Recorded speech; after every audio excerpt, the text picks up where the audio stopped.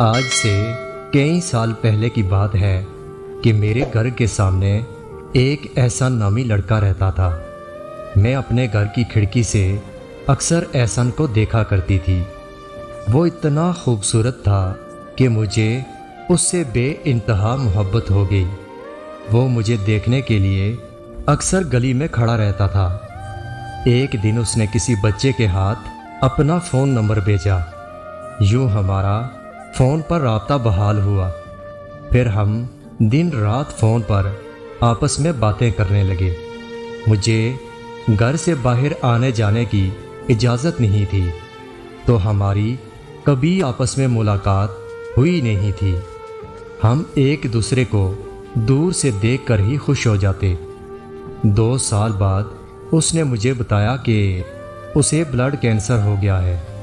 یہ سن کر میں بہت روئی اور اس سے وعدہ کیا کہ میں کبھی بھی اس کا ساتھ نہیں چھوڑوں گی۔ لیکن وقت کے ساتھ ساتھ وہ بدصورت ہونے لگا۔ کینسر کی وجہ سے اس کے سر کے بال گرنے لگے، یہاں تک کہ مجھے اسے دیکھ کر خوف آنے لگا، تو میں نے اس سے بات کرنا بند کر دی۔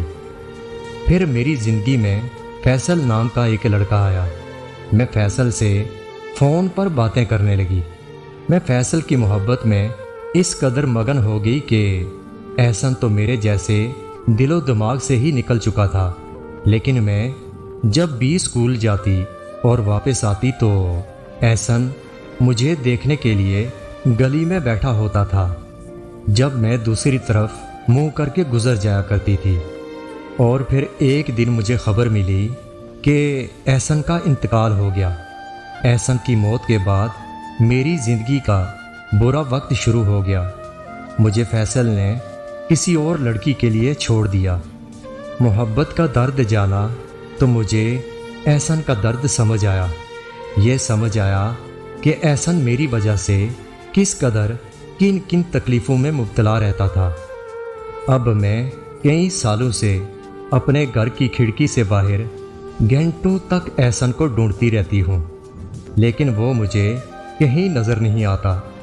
اور اب مجھے فیصل کی کوئی بات یاد نہیں آتی، مگر احسان کا چہرہ ہر وقت میری آنکھوں کے سامنے رہتا ہے، اور میں اس کی یادوں میں گھنٹوں بیٹھ کے روتی رہتی ہوں۔ کاش وہ ایک بار واپس آ جائے تو میں اس کے پاؤں پکڑ کر معافی مانگ لوں گی۔ صحیح کہتے ہیں کہ انسان کی قدر تب ہوتی ہے اور اس سے محبت تب ہوتی ہے جب وہ اس دنیا سے رخصت ہو جاتا ہے۔